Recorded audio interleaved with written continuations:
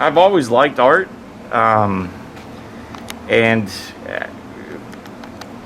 about, let's say, 10 years ago, I was diagnosed with PTSD.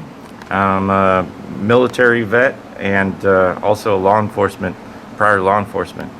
And I ended up getting disability through the VA, and I decided that I didn't want to wait on doing things. I didn't want to procrastinate and say, well, when I retire, when I do this. And so I started my bucket list early, and one of the things was I wanted to learn how to weld. So I bought a welder and watched a lot of the YouTube and taught myself basically the ins and outs of welding. And I really enjoy doing sculpture, 3 dimensions, over painting or drawing or anything of that nature. So I got into doing metal sculpture. Symbolically, I use a lot of scrap steel, a lot of bits and pieces and things that are normally discarded, set for recycling or just thrown away. I like the symbolicness of it as far as the issues I deal with. A lot of times those things can be reused and repurposed and made into something beautiful. Is there therapeutic? It helps you? Yes, it's initially it was meant just as a therapy for me.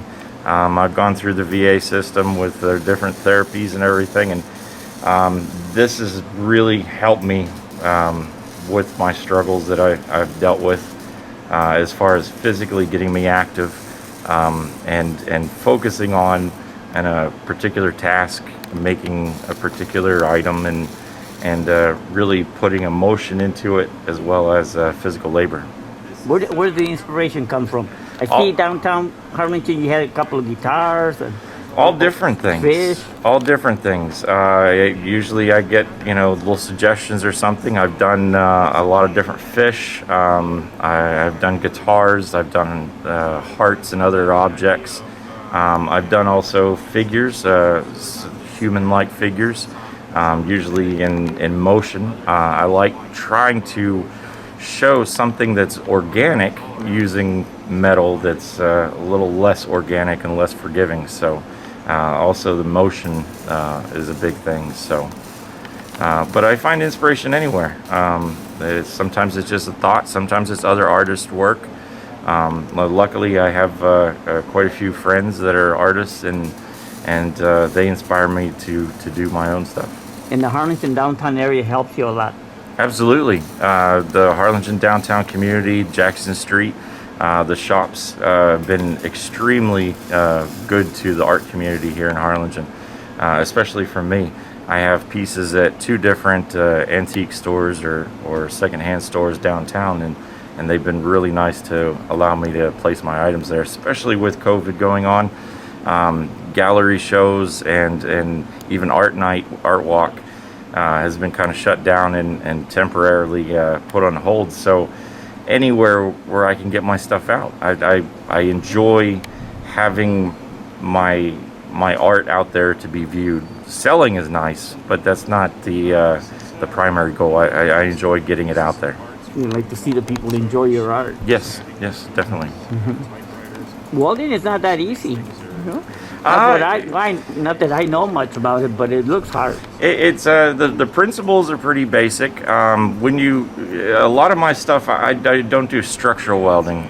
If I were to do structural welding, I'd definitely go for some sort of training and certificate. But I'm not worried about any major structural issues. So it's just it's no different than gluing popsicle sticks together, in my opinion. So it's just a little more electricity and a little more heat.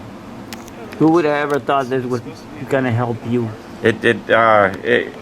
I wish I would have found it earlier, but this is definitely an example of other people suffering out there with veterans and others with PTSD, that art is definitely a therapy. If anybody needs help, can they come to you? They can reach out to me I have a Facebook page and an Instagram, Trapper John Art. They can also, if they're having trouble, definitely reach out to the local Veterans Affairs. Thank you. Let me have your name just for the record. My name is Sean Hughes. Let's spell it. Last name. Hughes. First name is Sean, Sean. And Carmen Garza. tell me a little bit about this work of art. Well, this is done by Sean Hughes, who is a local artist, and he's also a customer of the store. And we've known him for a couple of years, and he comes in periodically. He actually has bought stuff from us, and he uses some of his things that he buys here, and he incorporates it here to this guitar, like this ruler that he got. And he just does beautiful work. I mean, I've never seen anything like it. As you can see, it's just absolutely beautiful. So How is he yes. as a person? I mean, an artist. That's pretty amazing. Yeah, he's a very mild-mannered person. Again, he's been coming here to the store. I didn't really know what he did until I asked him, what he was using, some of the things that he got here, because he'll use like old car parts that he finds here, or like I said, like the little ruler and thing like that. But then he told me what he did. So I invited him to see if he wanted to display his items here in the store. And he did. He brought them. And they're just beautiful. They're beautiful. As you can see, they're just really, really unique pieces. It's not something that you can order or find any other place. Thank you.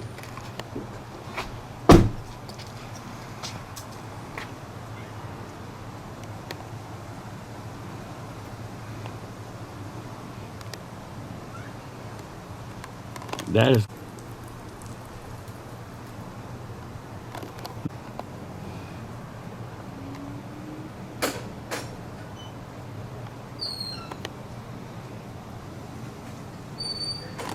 So tell me, what's this? This is little knickknacks, little pieces and parts from old sewing machines, adding machines, typewriters. Most of these things are going to be discarded or thrown away, so I take the bits and pieces and put them into a sculpture. Wow, you have to paint it. Yeah, it's a acrylic ink. What I do is I grind and smooth it, and then use the acrylic ink to drip it in, and then I clear coat everything so it seals it in. Has the nice shine to it, and there's a process of grinding and cleaning and painting and so on to get the final look, but I'm happy with it. Look at that little broken heart there. Yeah, it's supposed to be the Immaculate Heart, but it's kind of pieced together and stitched together sort of like a Frankenstein. And with your background in journalism, you could write a book and do all sorts of stuff, I'm sure. I'm thinking of putting a podcast. There you go. That would be interesting. That's it. That's it. Yeah, every year we kind of do a little display outside for Halloween, and we try to do for the house.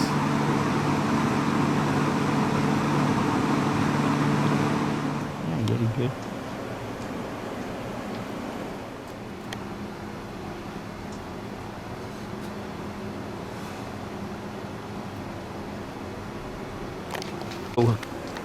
What is this? This is a sculpture I'm making. It's more of an abstract.